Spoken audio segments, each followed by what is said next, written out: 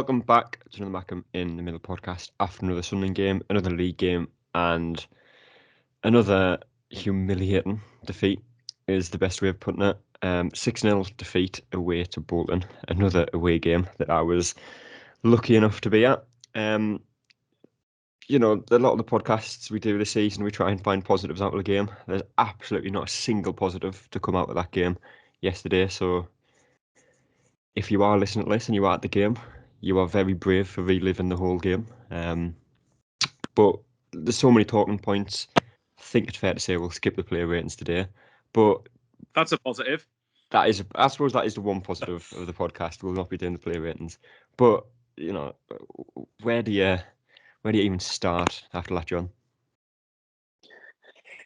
I think it starts with the manager. Don't get me wrong; these players get it.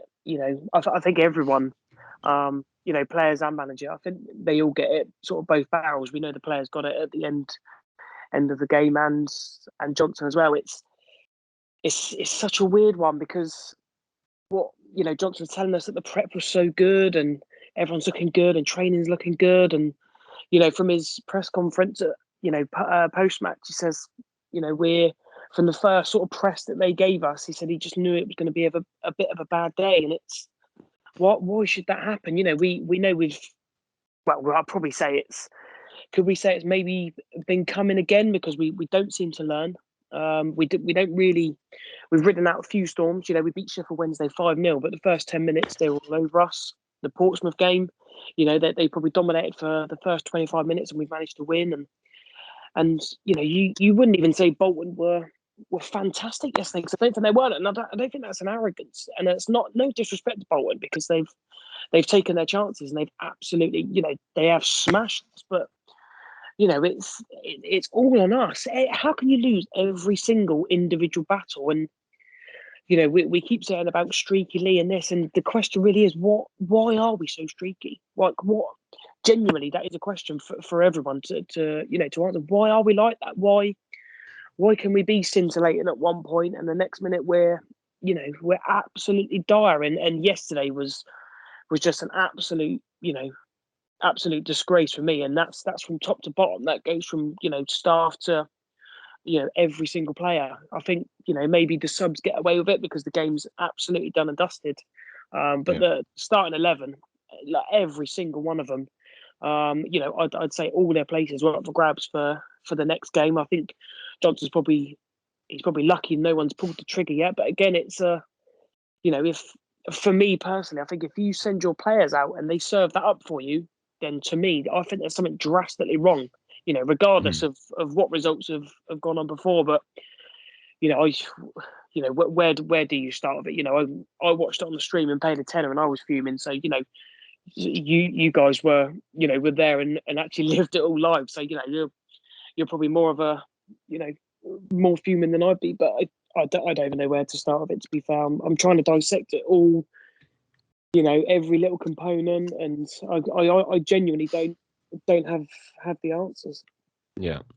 And obviously, I think our home form this season, Kyle, is still the best in the division.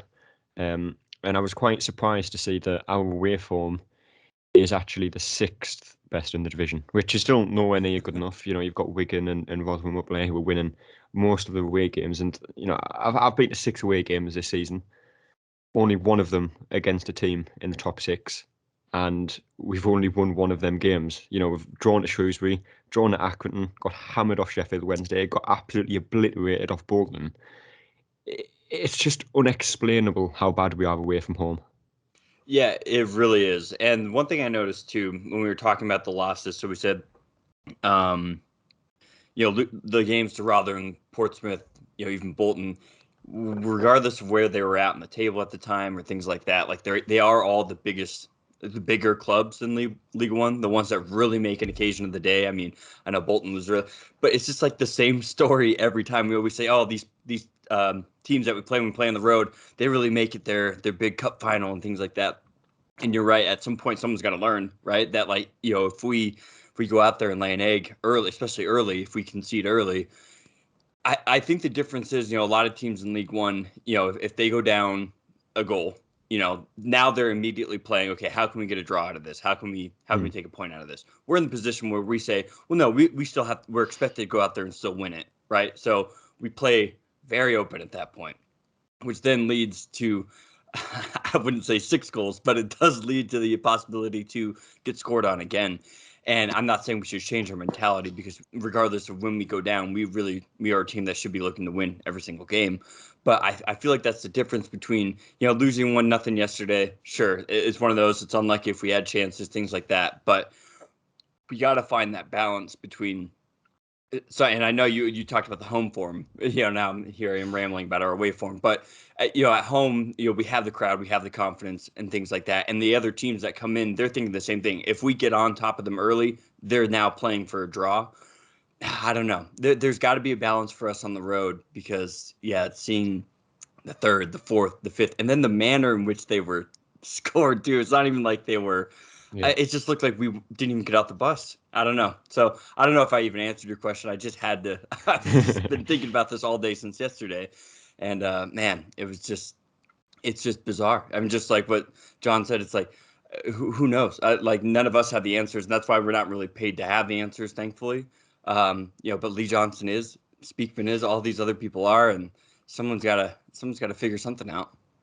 Yeah, and obviously we said it before we started recording, Michael. Bolton, when we played them at home, I said at the time, were probably the best footballing side we'd played at that point in the season, and they had good players, caused us problems, but again, with the defeat yesterday, and defeat sounds like it's a massive understatement when you've conceded 6 away from home, but they didn't again, it's one of the games that they did not have to really work for their goals, and yet we've still managed to concede 6. There's not one single goal that I think Bolton scored that I can remember that was well worked from their perspective. And when I say well worked, I mean we did everything we could in the build-up to prevent them, and they still managed to score them. Every single one of them was a mistake. Every one of them was a player not stopping a cross, or a player being too weak as piss, to be brutally honest, in the build-up to it. I agree with you that Bolton at home, I said at the time, I think that I still, and I'm including Rotherham in this, I still think Bolton are the best team I've seen us play. Obviously, across the 2 games, even though yesterday, as we touched on before and during the pod, we did not make them have to work for it at all. That's the biggest issue, and it was just humiliating on every sense of the word. To touch on something John said earlier, look, no disrespect whatsoever to Bolton. They're another club that for me shouldn't be in this division themselves, and hopefully for them, brighter times are on the horizon. It's good that the club was saved. However, let's not get away from the fact they were 15th. I think it's 15th, 16th in the table. I looked at the table before the game. Yeah, 15th before the game, 14th now. But before the game, there was something like 4 points above the relegation zone. Now, with all due respect, when you're a team that should be going for the top 2, and make no mistake, whether we think it's possible or not, I don't care. That's the only acceptable outcome for us in this league, getting promoted. And to do that, more than likely, it has to be top 2, because we know what we're like in the playoffs. But to do that, you need to not lose 6-0. You need to not throw away a lead against 10-man Shrewsbury and Accrington. You need to not lose it. You need to beat Lincoln at home. You need to not chuck away a 2-0 lead away at Fleetwood in the last 10 minutes. And you certainly don't need to be going to Bolton and get absolutely tortured left, right and centre. Disgrace from everybody involved. Yeah. And again, John, on the topic of away games, I was thinking about this last night. I put it out on Twitter, and I was quite amazed when I actually realised what it meant. But obviously we conceded 6 yesterday, conceded 5 against Rotherham, 4 against Portsmouth, and 3 against Wickham in a game that ultimately we did get a point out of. But I think that's 17 goals we conceded in them 4 away games, and Rotherham, the whole season, have only conceded 18. That is a massive worry for Sunderland. Before John talks, just to remember, we've got, I think I looked this up on the table, we've got the 2nd worst defensive record in the league now. Yeah. Well, in fact, I'm looking at goal difference now. It's just in the top 10. We have conceded the most. There's only Cambridge, Accrington, Cheltenham, and then obviously like the bottom 4 that have conceded more. But it's essentially in the worst 10, John, we've conceded the most. And in comparison to most teams by some margin as well. Yeah, see, that to me says that away from home, Johnson doesn't know how to set a team up. At home, we know that, our home form's superb, and we're very much we have the intent to attack, and, that normally sort of sorts us out. But away from home, we're very open. We're very weak. We're still, Johnson said he was more than happy to go with the squad that we've got now. But through the centre of the pitch, we're just really weak. And I'm not going to see like a Dan Neil or Corey Evans yesterday, sort of winning any battles in there. And even just touching on that, we had Dan Neil sitting in and Corey Evans was pushing up the field. Is that what it's supposed to be? I thought it was supposed to be the other way around, sort of Neil playing forward and Corey Evans sort of back playing, just protecting the back four. But now we're back to now. We're crying out now, like the spine of the team. You're questioning it already. Bart last week, solid enough. Yesterday, just got pulled sort of all over the place. And again, like Mark said, Bolton not really doing anything. When we played Arsenal, we got taken apart. That's fine. They're a class above. They work to their goals. They're well-worked goals. But yesterday, just everything. If you're going to collapse, do it in some style, and that's exactly what we did. We just, there was no leadership. I didn't see anyone bollocking anyone. When the first goal went in, not one person said anything. Hoff just walked on back to the goal. There was just no barks about us at all. And I don't know if maybe in years gone by, and we've been used to the likes of a Kevin Ball or Catamo or even Seb Larson and those sort of players who would get in your face. And do you personally think any of you guys that in the change rooms they'd have strung each other up and said that ain't fucking good enough from anybody? I don't care what anyone says. There's 5,000 people stood out there that have come out in the freezing cold, paid good money, in the middle of a pandemic, just to watch you serve that sort of shit up, and that's unacceptable. And again, I say that goes for every single player, and that goes for the manager as well. But going back to away from home, we're so weak, and it can't. Just to stop you there as well, there's one thing that I just literally just seen on Twitter there. We've conceded the second most amount of goals away from home in the league. But there you go. It's back to that. We're too weak. We're too weak, and we're not streetwise. And I don't see how. We've been here 4 years now. We're not learning. Why are we not learning to be a bit streetwise? Why have we not got those?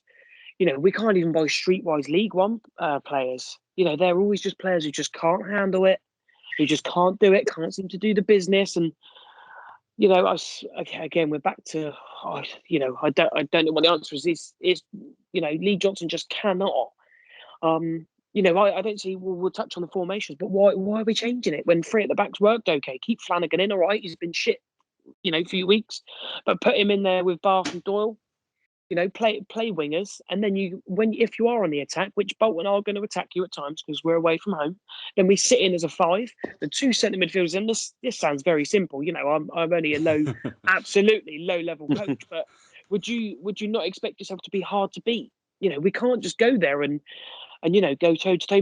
Maybe, just maybe, touching on a side subject is, before the game, their manager was saying he thinks we were the best footballing team in the league. And Bolton, I think, have had the most home possession in the whole of the football league, including the Premier League or something like that. Have we gone there and thought, well, we've got a nice pitch, we can go there, we can go and play our nice little football, and it'll be a lovely old game, and it'll be attack versus attack, and it'll be a good game. And with the quality we got, maybe we'll do the business. It's that must be the faults from Johnson. It must be, because previous weeks gone by, it's been, oh, well, maybe we were a little bit cocky, and we have heard that.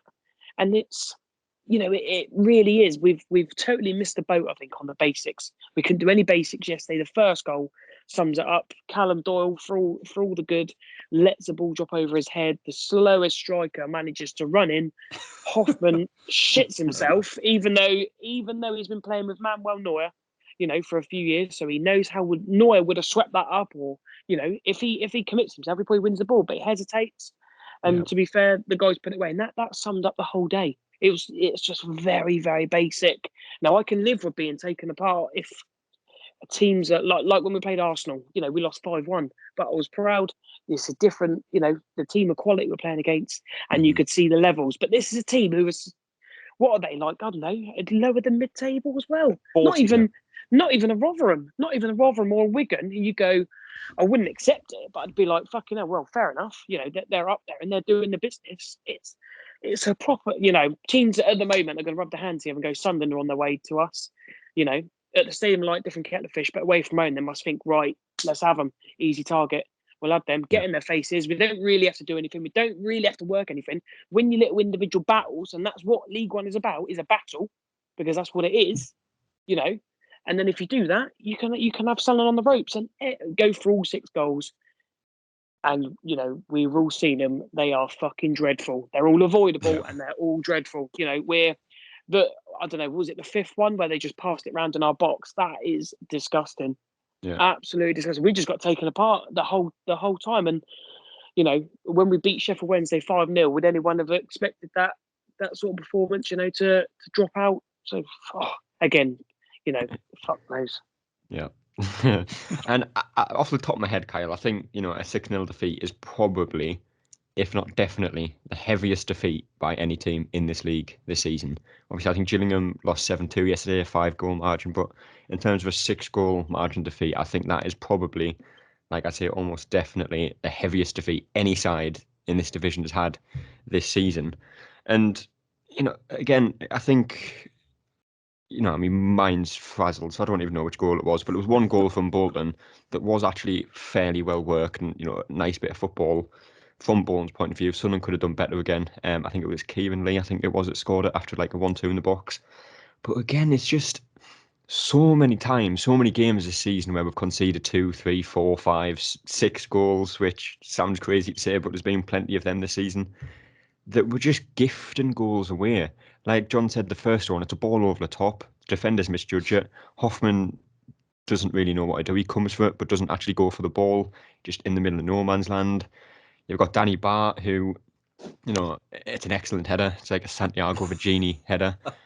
But there's no attacker anywhere near him. There's no communication in the box from defenders, from the keeper. Danny Bart, you know, in fair to him, probably has no idea if there's anyone behind him. He has to go for the ball and ends up in the back of the net. But it's just such simple goals to avoid, and it's been a story of the season. Right, and it's maybe there's something to say that, you know, I would say on the whole we do decently well defending. It's just when we do concede goals, they all come in bunches and typically in the same game. And yeah, I think it really boils down to the leadership aspect. I think we did change quite a bit yesterday as well. You know, Danny Bott is coming in. He's, you know, brand new to the squad. You got a lot of players who are playing their first full season in actual like senior football.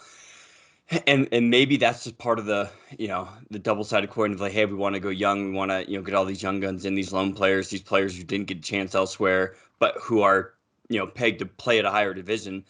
These are some of the learning curves, I guess, but it's just horrible to have to sit through that and watch. And there has to be, and like I said in the last point, there has to be a balance to it. And as much as everyone, Tom Flanagan has not been good, you know, these last few games, don't get me wrong, and he's made 1 or 2 mistakes that have directly led to goals, but so has everybody else. And the one thing that you can at least say with Tom Flanagan is he has the most experience in League One, I think, out of anybody on our defense. And he is out there, he's vocally communicating. You can see him coaching up Doyle constantly throughout the season. I understand why he was dropped, and maybe it was just for a rest. Maybe it was just, hey, let's get you back in form a little bit. I do think some of that leadership piece was missing, though, because you're right. There's really just not. There's not, and unless it's hard to say because we're not in the club. You know, we're not in the dressing rooms and things like that, so we don't know what goes on behind closed doors.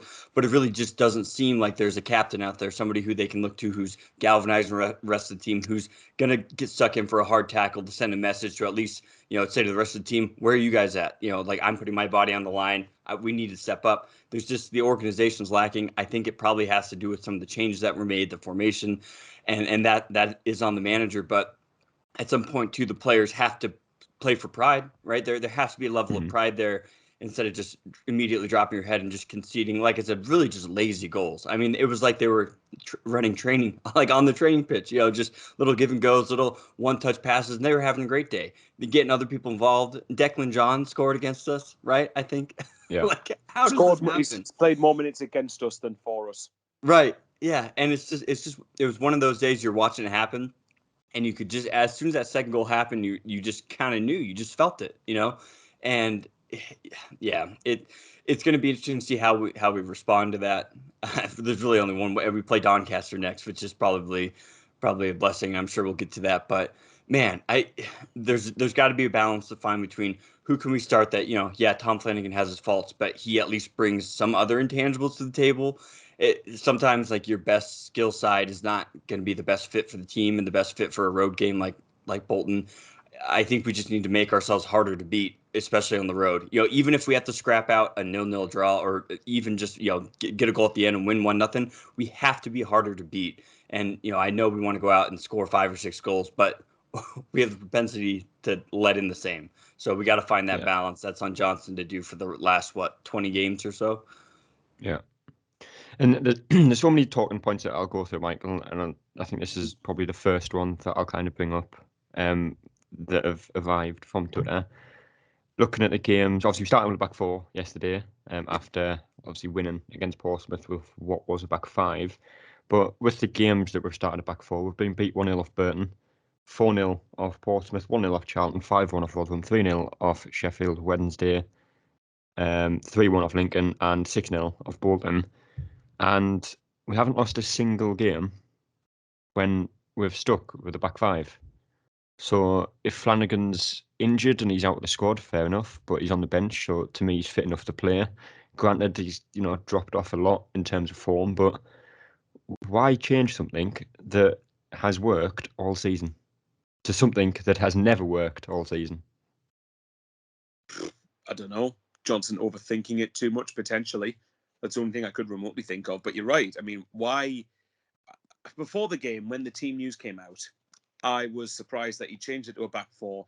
And I know that, and like the others have touched on, away from home, we have got to be more streetwise. I think away from home, we're going to have to sacrifice the fact that we're probably not going to be able to play our tippy-tappy, nice little fancy football and just be shithouses, just be twats. So basically, just be bastards on the pitch away from home. It's not pretty, and a lot of fans won't like it, but that's what we're going to have. The teams that get promoted automatically have a balance of that. At home, we're fine with it, but away from home, it's a different matter. But as for the formation, yes, there's a point to it. Before the game, I said, even before seeing the team, I would have stuck with a back three because of the way Bolton pressed, because of the way that they chased the ball down. You saw how, even though we were shocking, you saw how relentlessly they pressed. They hounded us, constantly forced us into our own penalty box repeatedly. And if you combat that with a back three, you might get more solidity out of it, because then it also can give you more license to go forward when you've got the wing backs joining the wingers or the attacking midfielders or Ross Stewart, whoever it is. Then if you get on the counter attack, you've got 3 players back to deal with it defensively. So yes, I think Flanagan being dropped was probably fair, but at the same time, for yesterday, obviously hindsight's a wonderful thing. If we knew what was going to happen, even though we should never have expected it to happen, then you would have stuck Flanagan in there, just because you would stick with a back three he should stick with a back three for the rest of the season if he has common sense about him. But Bolton away especially, I think we probably would have had to have been more street smart, given the way that they play at home and how hard they are to play against. Probably especially, again, we found that out at the Stadium of Light, didn't we? So we're going to have, on paper, we're going to have easier away games than that, but we're going to make it hard for ourselves if we keep persisting with a back four, when Johnson should see after half a dozen attempts, it doesn't fucking work. Yeah. I'll keep going through some of these talking points, and I'll go to each of you separately. Obviously, these are the ones that people sent in from Twitter.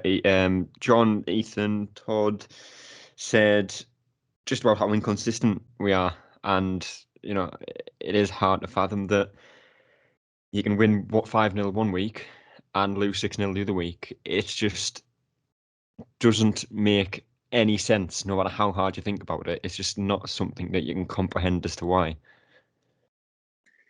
No, again, it's a real strange one, and I was thinking about yesterday. The Streaky Lee thing always comes out, and it's why are we like that? What happens? What happens behind closed doors? What are we?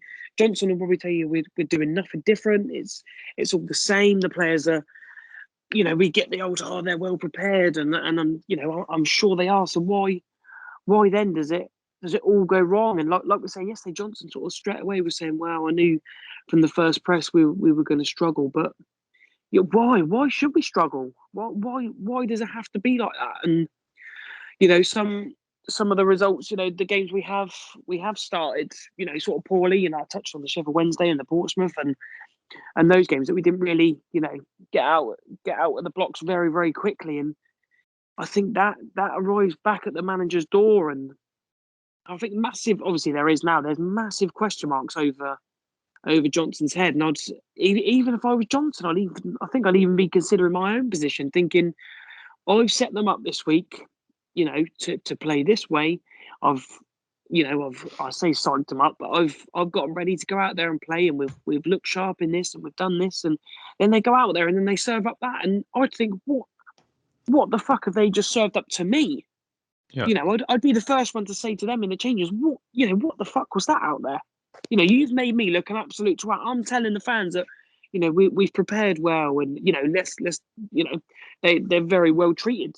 Footballers, they're well paid, and all those types of things. And then you go off and serve that. Like we said, every single individual battle yesterday, we lost. How can that happen? And that's, like I said, I think that goes even higher than the players. And I really don't have an answer. I don't see why we can't get any real consistency. For me personally, the only real consistency that we have seen is when we have had injuries.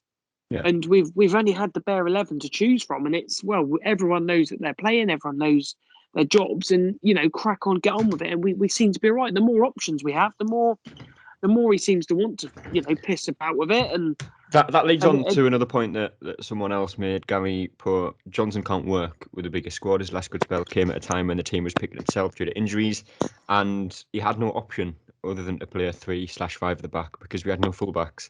And yesterday now, was the first real game in a long time where he's had more players to choose from.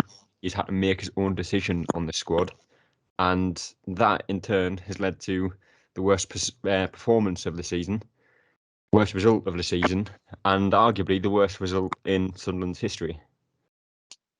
Well, exactly. He's at the nail on the head, and then from your transfer sort of business, why are we not? All right, Trey Hume's probably going to be a good player, whatever. But if he's not ready to play in the team, there's no point. Why sell Denver Hume if we haven't got, I don't know if the Northampton bloke's ready to go, or why have we got no one saying no to Denver Hume? You are not going until we've got X, Y, and Z sorted out into that squad to play in that system. He's talking, oh, are we happy with this? I'm sure you are happy. I'm sure, I don't know if he just has to say that to keep everyone else on board. But why, if we're going to play certain ways, why are we not getting people to fit in those places? Huggins is out, probably, worst case, he probably won't make, the end of the season. So we haven't really got, we're putting Winchester in there, who was okay, but we're shoehorning him, and he was shite yesterday. I don't think we can, he's not going to play Luke 09 there because he seems to have a clause in his contract that says he has to play midfield. Why are we not getting these people in to fit in these positions that he wants to play? If you're going to play that way, we need those players in there. We can't keep shoehorning Gooch in there. Gooch is not a consistent enough performer to flourish in certain positions. So get people in, let's get rid of players we don't want. You can surplus them and say, you are not going to fit into my system and my style of play, so you are not playing. Find another club, as with your Josh Hawks, your Diamonds. We've been ruthless enough with them.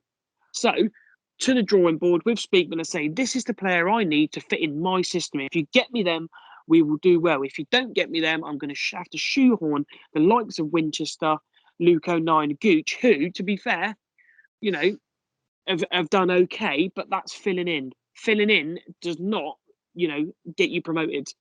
Yeah. We're all right. We're still half in the mix. I'll give them that, but I still think we're miles away. People, if you were a betting man now, you wouldn't have us to go up automatically. You'd hang your hat on Wigan and Rotherham. And look at Wigan yesterday. All right, was it Cheltenham or Cambridge they played and they got a point. Yeah. That's probably a really good point for them. To go away, take a point, be hard to beat, clean sheet. When have we done that? We haven't. We don't seem to learn. And it just keeps happening. And I'd almost say, all right, it's a bad result in this. I think we're on a bit of a bad run anyway, but it's almost like a catastrophic result, and it's hit us totally now for 6, and it'll be interesting to see how Monday unfolds with the the transfer window, because I'd still say we need probably 4 players minimum. Sorry, so I doubt that's going to happen in sort of 36 hours. And then you've got a massive week of training and a massive game against Doncaster. They'll still fancy their chances to come and think, well, Bolton are not that great. We can go and do a job on them. And that every team's going to think that. And if we don't raise our game enough, which we really do need to, because we still are the cup final with the league, regardless what anyone says, if teams raise their game against us, we can't handle it. That is an absolute fact. Yeah. But yeah. Nice one. But Michael, that obviously means now 1 win and 5 for Sunderland. I'm going to try and go through all these talking points before we sort of run out of time. But that's how 1 in 5 wins for Sunderland and 7 in 22. That's less than 1 win every 3 games. Is that streaky form, or is that just shit? Both. In one word answer, it's both. We've said it countless times. I've said it countless times. Sunderland should not be going on a run like this in the 3rd tier of English football. And I don't care to any butthurt opposition fans that have the audacity to say that that's snobbish or arrogant, because it isn't. Let's get this very crystal clear. Sunderland's ambition, while in League One, should always be get promoted, especially automatically. That is the only thing that is acceptable. If people can't handle that for the size of the club, then like John alluded to, why does everybody raise their game against us? Because we are too big for the level. Because we are the cup final of the league. Because we are if we're not a big club and the size doesn't matter, then everyone shouldn't want to beat us so badly. So with that comes the expectation that you hit the form and hit the appropriate level of form to get up automatically. And the runs you've just mentioned there, 1 win in 5 and 7 and 22, I think it was, that is not good enough. That is not good enough for any automatic promotion charge at all. The only saving grace we've got, and the only saving grace I can think of, there's a couple of them, but I'm clutching at straws here, is that at home we have the best record in the league, but how long are we going to maintain that? And secondly, Wigan and Rotherham have all those games in hand, but again, that can work both ways. Wigan have got an extra 4 games to clutter into their schedule after, and bear in mind they're still in the FA Cup next week. Both of them are in the semi-final of the Papa Johns, and they've avoided each other, by the way. So if they both get to the final, that means Rotherham could get an extra couple of fixtures towards the back end of the season, especially when the game against us is on an international weekend. However, these points don't matter. They don't mean diddly squat if we don't bother to do the business ourselves. So our run of form, especially at home, we are fine. At home, that has not been the problem, or at least so far this season. The only really bad performance I can think of, sorry, there's dogs barking in the background, they agree, clearly. But the only really bad home game I can think of was Lincoln, where Oxford, we were unlucky not to win it, I thought, and then Charlton was just one of those days where it could be win or lose, whatever it is. But that run of form isn't good enough. If you want to get automatically promoted, that's got to improve. And the large bulk of the problem is, as we've said before, is away from home. We've got to learn to be more street smart. We've got to learn the fact that we might have to sacrifice our pretty football. We might have to be a bit more ugly to play. And there's nothing wrong with that, because I bet you Wigan drew at Cheltenham. I bet that wasn't a particularly pretty game. Rotherham winning 2-0 at Crewe yesterday. I bet that wasn't a particularly great game from Rotherham. I mean, it might have been because Crewe aren't very good. But that's the problem. We've got to get the balance right. And the sooner we recognise that, the better. And if we do get the balance right, I do actually believe our form will improve, especially away from home. But come on, when you look at the away games we've got left, we've got, Cheltenham, Wimbledon, Wycombe, Charlton, Lincoln, then Oxford, Plymouth, Morecambe. I mean, with all due respect, the only 2 games there that I would really say a point isn't a bad result are Wigan and Oxford. Every single one of the other ones, I'm like, no, we've got the quality to beat them if we put the application in. So if that form persists, mathematically, we've got every chance of top 2. But if that form persists, and especially away from home, forget it. Yeah. I'll go through a few more of these before we go on to the final talking point, which will probably spark the most debate. Kyle, I said I'd come to you for these ones. Jack says Gooch is one of Johnson's favourites and is still only at the club because he's an academy graduate. Also, Dan Neil has been anonymous for a few weeks and should not be immune to criticism. And I don't think he has been, because I think Neil has been criticised. But again, Gooch, just how's he staying in the starting 11 week in, week out? You just have to chalk it up to the players that we brought in, which I'm assuming will likely be in that position, just aren't match fit yet. And that was kind of some of the issues that people have with some of the business we did. We brought in players that have kind of the pedigree and who've been splash signings in the past for Premier League clubs or whatever it may be, but they've been in situations where they haven't been playing. And we're at the point in the season now there's about 17 games left, I think, if I'm doing my math right, where everyone's stuck in, right? Everyone who's playing, and a lot of these teams don't have the depth. Everyone's, whether or not they're informed, they're match fit, they can all play a full 90. And it's just unfortunate that some of these players that we brought in just aren't quite ready yet. But really, where we sit now with this loss coming, kind of before this last stretch of the season, it's really the last time that we can afford to be sitting here with the questions that we have, like how can we fix, like we're running out of time. We are running out of time. Like on one hand, yeah, there's still a ton of games left, but it's more so we have to be informed for these remaining games, because there's just not a whole lot of points left that we can drop and still be expected to finish top two. And I think yesterday was a shining example of that. But to go back to Gooch, it's right. It's funny because, of course, I love him because he's the American, and he represents, and that there's kind of that connection with the club. But at the same time, it's about the club, and the club's got to go up. And if there's players who just aren't up to snuff, and I think he's done well as far as energy and effort, but it's just the style of play. I don't know if it's the formation that he just doesn't fit well in, or like we mentioned, how we're shoehorning people into positions that they're not used to. There's got to be a difference, and there's got to be a change, and that's why I don't expect that we'll make any huge signings, before this transfer window close. I hope these players that we brought in are brought in for and maybe some of the response yesterday was players who feel like they're about to be replaced. And if that's how they perform, then good on Johnson for bringing people in, because you have to have people who, if somebody gets brought in behind you who's expected to replace you, you'd want to play balls to the wall, right? And prove to the manager and everybody else why you should be starting over the guy who you just brought in. But at this point now, and I think honestly with these next 3 games, Doncaster, Cheltenham, and AFC Wimbledon, if our signings aren't starting and performing well, then we're gonna be in a little bit more trouble.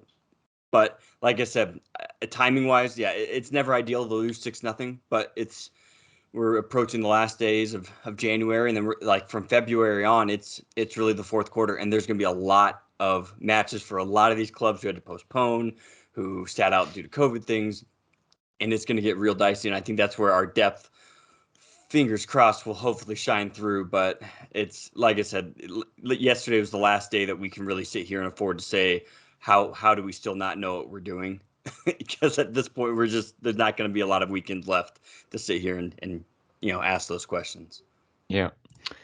John, I'll go to you for this last different talking point. Like I say, one more that we'll probably come on to. Mr. Goodman says, I firmly believe if we don't get promoted this season, that is us destined in League One for the foreseeable. Those who will leave us with nothing good enough. You can expect to say goodbye to the likes of Pritchard, Stewart, Neil, Embleton, Roberts, Hoffman, Diaku, and Doyle. Obviously, all them 3 are on loan, with clauses that if we do get promoted, we can sign them. Don't think we have the option to sign them. Hoffman and Diaku, that is, if we don't go up. But it does seem like a fair point to make. If Johnson's now had 2 cracks at promotion, if we don't get it this season with the squad that we have, we obviously had the squad under Jack Ross, which was on paper, obviously football's not played on paper, but on paper too good for this league and should have got us out. And I'd say the same about the squad this season. It does not bode particularly well if this squad doesn't get promoted this season. No, but I think that comes with another bit of added pressure. We really do need to get out of this league. Otherwise, the way the squad's been assembled, with the loans, we'll obviously lose all of those. Even including Broadhead. And then if we don't get promoted, that obviously means an obvious managerial change, I would say. And then again, if even though we've got a director of football and all the plans in place sort of behind the scenes, apparently, that doesn't necessarily mean the guy comes in and is going to, there's still a massive. It's almost another rebuild.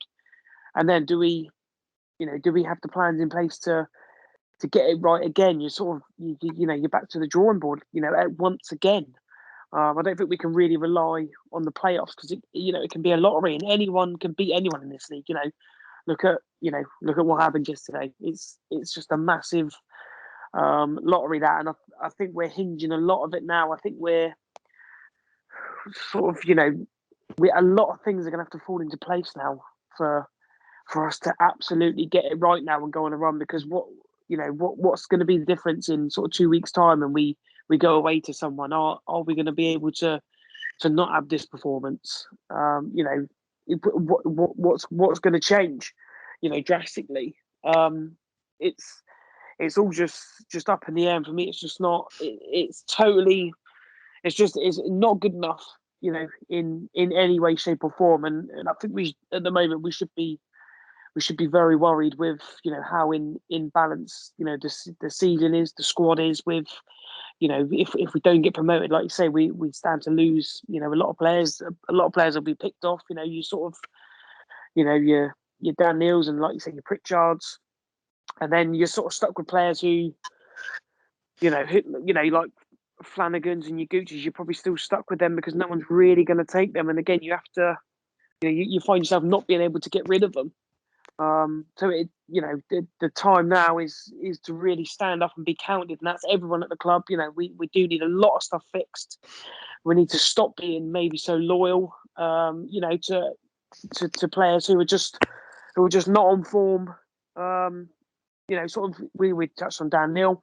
He could probably do with a rest. He's very young, still his first season. Yes, he's been, I wouldn't necessarily say poor, but he's just been very anonymous. This totally. I think the one thing with Dan Neil as well, and this kind of plays into the transfer window as well, is if you drop Dan Neil, who comes in to replace him?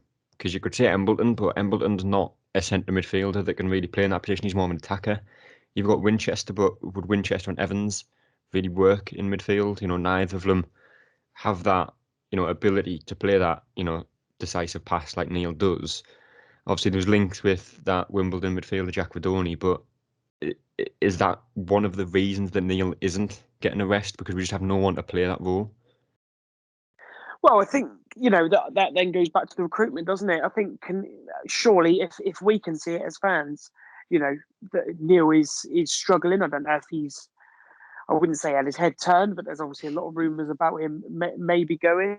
Obviously he's young, so he's going to be dipping form.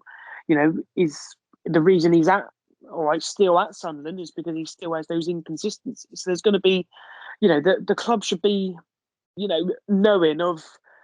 He does need a break every now and again. The club say, we need to manage all these players properly and we need to know what's good for them. Surely they can see that, him coming out of the side, he's the first one to be substituted yesterday.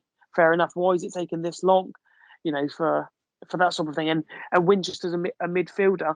If you play in midfield, get him in midfield. And if he's not good enough, then ultimately we need to get back to the drawing board again, the transfer window, and say he wasn't good enough. We need to bring someone in. And I think, building up November, December, I think we've spoken about this, and most of the fan base has spoken.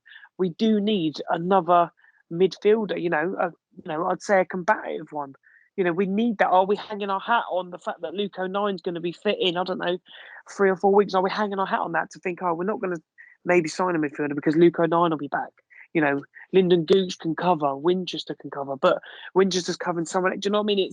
It's very much an up in the air, and I haven't got a problem. I know Johnson likes to work with a smaller squad, but if people are not giving it to you, you should be able to not necessarily hang them out to dry, but say for instance, I don't know, Gooch, if you're not good enough, you're not playing. In fairness, yesterday playing forward, I think he did.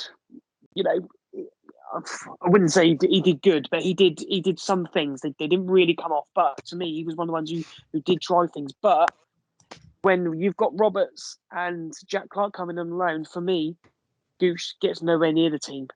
Unless you're desperate, injury ravaged, and you have to fill him in. But Winchester filled in, so you don't then need Gooch on.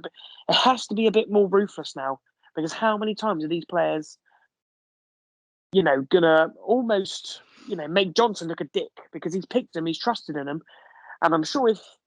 I'm sure they look at the stats more, and we're going to say, say for instance, again, say Lyndon Gooch, we think he's been shit.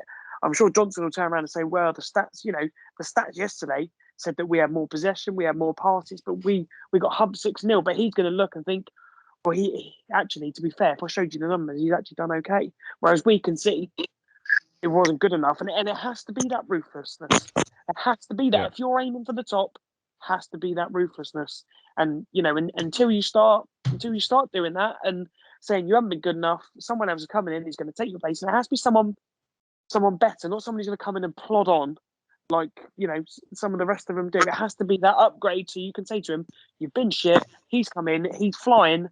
There can be no arguments then. And then alternatively, he'll think, well, if Gooch is out of the team and he's not good enough, he'll think, well, I have to then look elsewhere because I'm not going to get in. And that's really how we have to be. We have to be a bit of a bastard now to every single player. Doesn't matter who it is. There might be one or two exceptions, with your Ross Stewart maybe, who we know is going to start every week. He is doing the business, 99% of the time. But the rest of them do need to know you're not in your comfort zone. If you are not 100% bang on it for this club, then you won't play for this club. Yeah. Last talking point before we wrap it up. Michael, I'll come to all these for it because it is probably the biggest talking point yet. We'll start with you, Michael. Just going off a couple of the points people made on Twitter, then I'll get into it. Obviously, there's the one saying that obviously Johnson can't work with the biggest squad. Promotion teams don't get beat by huge margins regularly. This man has not got the quality or experience for what is needed. Too soft in the dressing room, tactically inept. Could you see the likes of Ferguson or Keane giving a press conference after that? They would still be tearing into them in the changing room. Again, talking about Johnson, he's had 400 games in management and yet to win a promotion. Does he have the credentials to do that? And I think after a 6-0 defeat at any level, when you're aiming for like a top 2 finish, especially against a below mid-table side, really, I think it is fair to say, serious questions have to be asked of the manager. And there has been questions asked about Johnson after certain defeats this season where you could say, yeah, it wasn't very good, but this came out of it, or we can do this next week. But after a 6-0 defeat, there is very little defending that anyone could do of a head coach, especially when you've already lost 5-1 in the season. You've lost 3-1 at home, you've lost 4-0, 3-1, conceded 3 away to Wickham, conceding goals all over the place. And like I said earlier, conceded the second most away from home in the league. But the only point I would make in terms for Johnson would be, if you sack Johnson now, is any manager capable of coming into a new club with a brand new set of players with such limited time left of the season and achieving anything? Yes, I'd say there is, because we've seen it. I mean, I know it's a different scenario, but if you look at the amount of times in the Premier League where we got rid of managers, and yeah, I know a lot of people like myself didn't like it, but at the end of the day, it got us safe. Yeah, and I don't think that's success for Sunderland at all. But you could get someone. It depends. The whole point of the head coach system, and I've said this before as well, is that the head coach can be dispensed of relatively easily because the setup's already in place, the director of football's already in place, the players are already in place. Johnson will have had some say in some of the signings we've made, for example, but I'll be very surprised if he made the final decision on who we end up signing. I think I read an article somewhere that apparently Pritchard was the one that Johnson had the most influence over. So. But you're right. Questions absolutely have to be asked of Johnson. So, I mean, for me, to answer your question with the head coach, it depends entirely on who it is. It might not even be surprising if we went somewhere abroad for a manager, for a head coach. Sorry, if we got rid of Johnson. But I don't see us getting rid of Johnson for the fact that we're still, however late into it, we are still into a transfer window. And then if you're bringing another head coach in, that means you've got less than 24 hours. Pretty much by the time it realistically will happen, you've got less than 24 hours to decide what you want to do. That's nowhere near enough time for someone to assess a squad and decide where he wants to strengthen. So either for me, Johnson's going to get to the end of the season, and this is the only way I could see him getting sacked. If we lost the next couple of games, and maybe in one of them was another battering, then I could see that KLD or Christian Speaking pulling the trigger and get. Would a defeat against Doncaster do that for you? Me personally, yes. But from the club's perspective, do you think it would? It's a tough one, isn't it? Because again, after a 6-0 defeat, like I've alluded to a lot of times, it is one of the hardest results to take. And like I said, this was easily the worst result we've ever had as a club. And I think if you then go and get beat off Doncaster at home, granted, is it likely? I don't know. If we play the way we played yesterday, absolutely. I think if you did lose against Doncaster, that 70% that are against Johnson there would be drastically a lot increased to of people, 90%. there'll be a lot more people that are on the fence turning Johnson out if we didn't. To be honest, if we didn't win, let alone if we lost. Because again, it just comes with the territory of being Sunderland in League One. The fact of the matter is, again, I said this again, the expectation is to finish in the top two, and rightly so. I don't think anyone can dispute that. And the fact of the matter is, you're going to be under heavy scrutiny every time we don't win a game. There's been other podcasts that have said you're only 2-3 games without a win away from a crisis because we shouldn't be at this level. So for me, you don't defend a 6-0 defeat, absolutely not. But what makes it worse is the fact that this is not the first time this has happened. We've lost to, frankly, out of the teams we've got hammered against, you could, in league position, Bolton are the worst side. Now, I'm not saying they're a bad side, because they're clearly not. We saw that over 2 games. They're not a bad team. So good they should be beating us 6-0, though, is not good enough, though.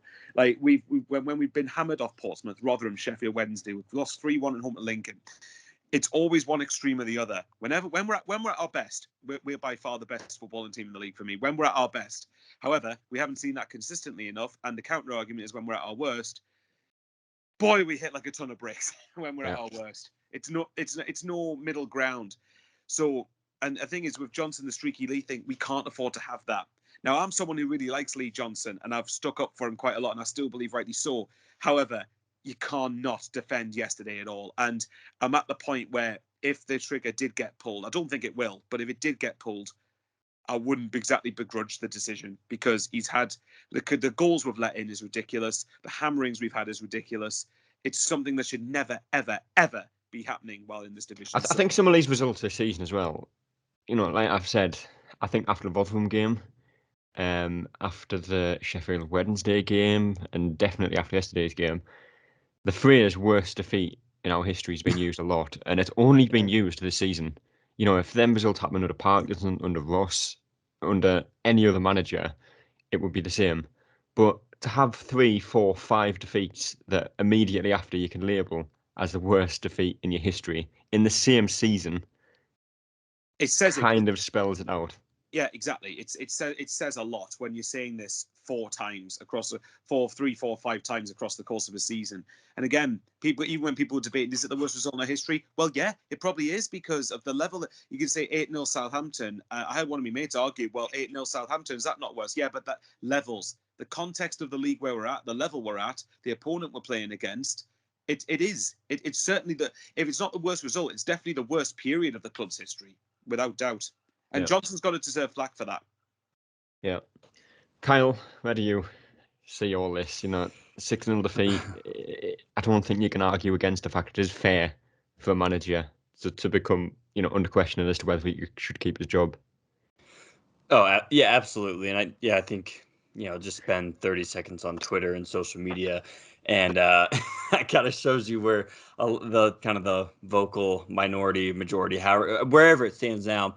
I think the only issue I have is just if anyone has a differing opinion, you just get absolutely berated by the Johnson out brigade.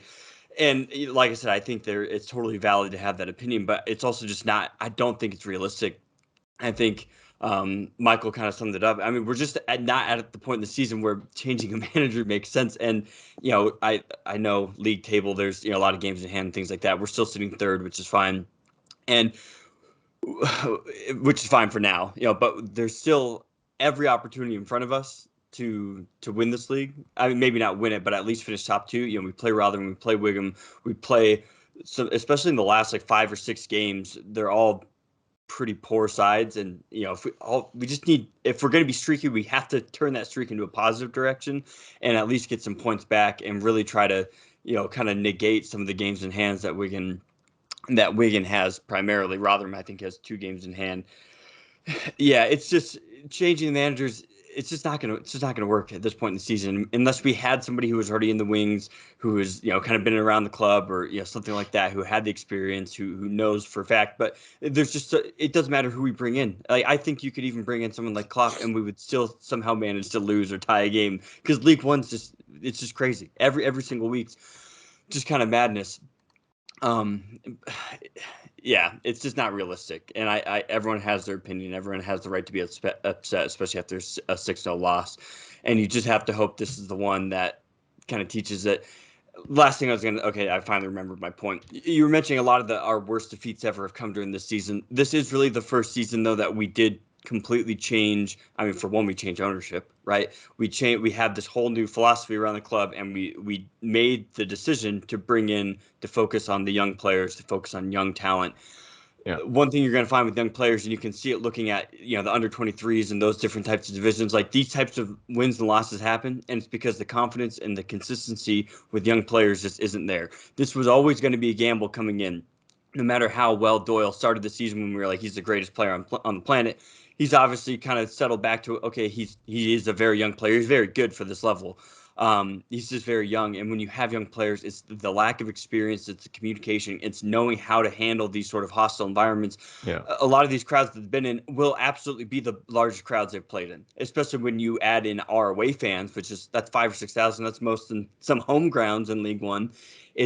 This was always going to be a possibility. And that was kind of my last thing there. Is we have had a lot of those defeats this season. This is the first season where we tried something different besides let's just get a bunch of League One plotters and we'll be hard to beat, but we're going to be hard to watch as well. And this is the first time that we really tried to dedicate to a different style of play, a different philosophy. This was always going to be a possibility. Maybe not to this extent. We figured maybe after the first one we'd learn. We're all learning at this point what it's like to have a team that has this many young players and things like that. We're just going to have to figure it out, and we have enough games to do so.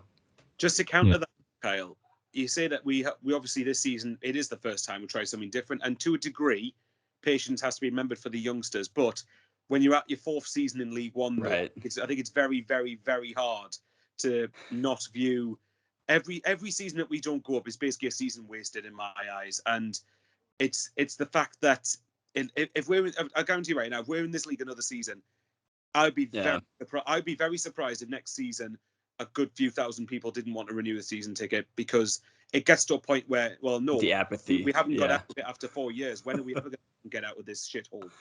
Right. Yeah. And I'm feeling that as well. And I've only been a fan I've only been a fan since we've been in League One. So that just kind of shows where I've been. But it like you can definitely feel it's your fault. Yeah. It must be. But yeah, it's just tough because I know the ownership and the management have said, like, they're in their times like, oh well, we've only been in League one season, right? Because that's the only season that they've been with us.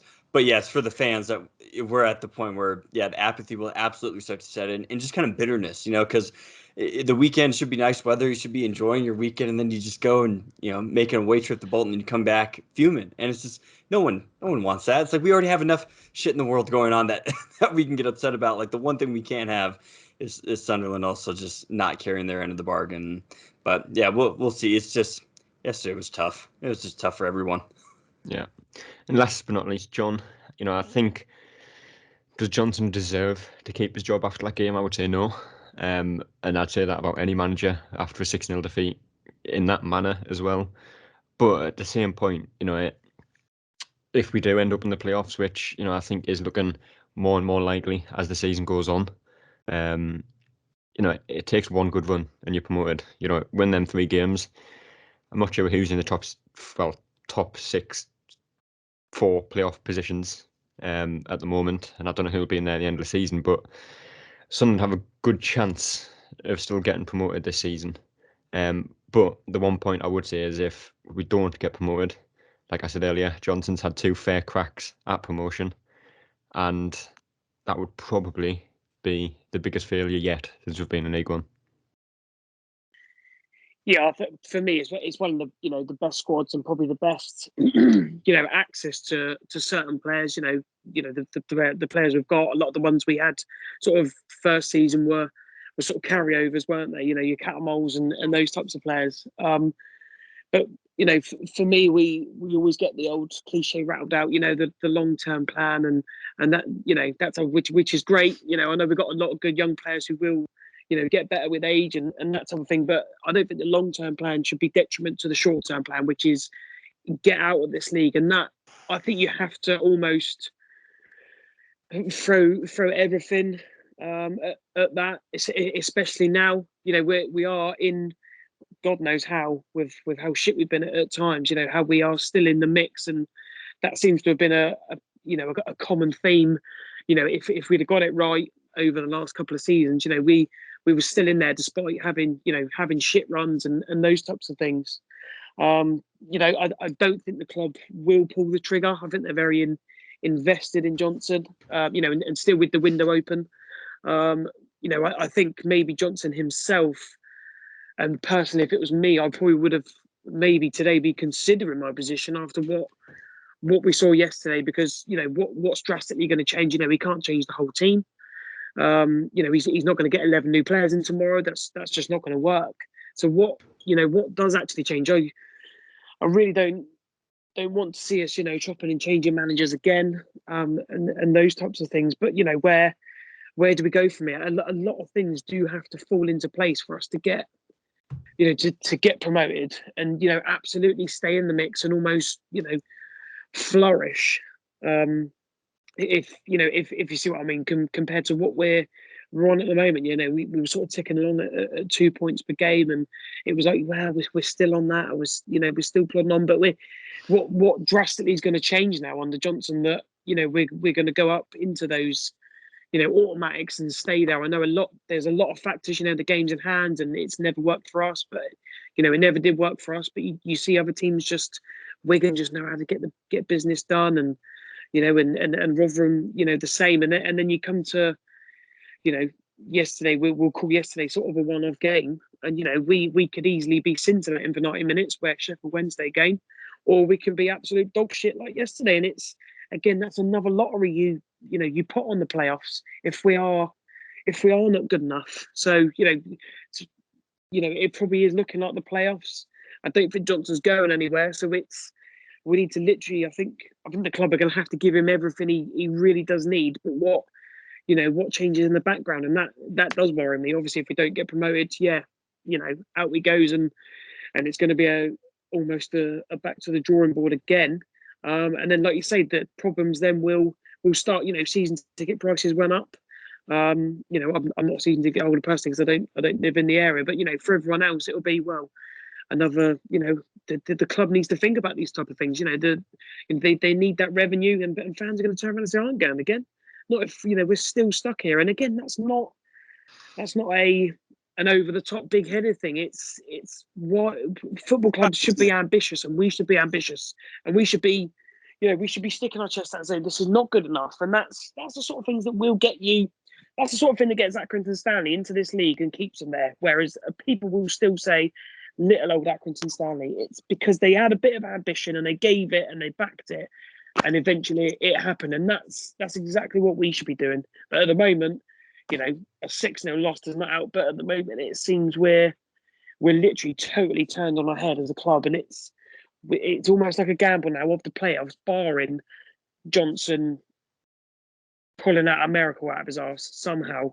But that's very mishmashy sort of answer. But it's the way the way I see it.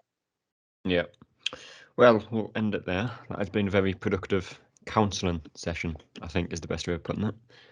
The last thing we'll touch on before we finish: Doncaster Saturday, must win, must hammer, get 3 points, and try and move on from this. Michael, predictions for that one? 2-0 Sunderland, just because Doncaster, to be blunt, are probably the worst team I've watched us play, but watch us lose 1-0 at home. Yeah, I wouldn't be surprised. Kyle? Yeah, it's going to be a big response from the team, and I think it'll go a long way to see how they respect Johnson, because I think the players are embarrassed, as they should be. The coach is embarrassed. We got to have a dominating performance against a team who's, I believe, well into relegation. So 3-1. Yeah. And John? I think we need to win comfortably, and it needs to not necessarily be, oh, let's just get 3 points. We need to see some real improvement. They keep moaning about the training pitch. When we had a game every sort of 3 days. Now you've got your training pitch. You probably have a week of potentially new signings, and we need to see a massive reaction. Effort comes first, which should be an absolute given, even though it wasn't there yesterday. You put that with the quality we got, we have to be putting teams to the absolute soil. And like Michael said, Doncaster, one of the worst teams in the league. All right, they've got maybe a few new players in now, but we should be at home. look, we should be like a wounded animal now next week, and we should absolutely tear them to shreds. Yeah, hopefully so. But appreciate you all coming on again and having a rant. Thanks for the counselling session. Very therapeutic. Cathartic.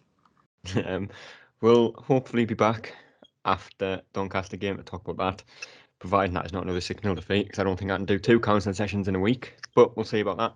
But until then, we will see you later. That's all, folks.